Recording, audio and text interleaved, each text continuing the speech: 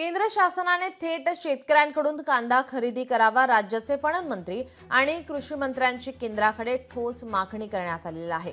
मागणी मान्य झाल्यास कांदा उत्पादक शेतकऱ्यांना आता दिलासा मिळणार आहे। काल केंद्रीय अन्न ग्राहक व्यवहार मंत्री प्रल्हाद जोशींसोबत बैठक झाली। बैठकीत जयकुमार रावल आणि कोकाट यांनी सुद्धा मुद्दा मांडलेला आहे। महाराष्ट्रातील शेतकरी मोठ्या प्रमाणावर कांदा पिकाचं उत्पन्न घेतात।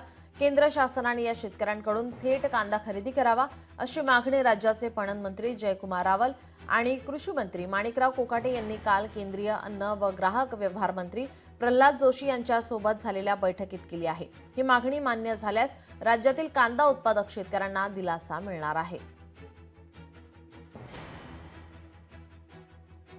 त्यामुळे आता केंद्राच्या निर्णयाकडे आता सर्वांचं लक्ष असेल।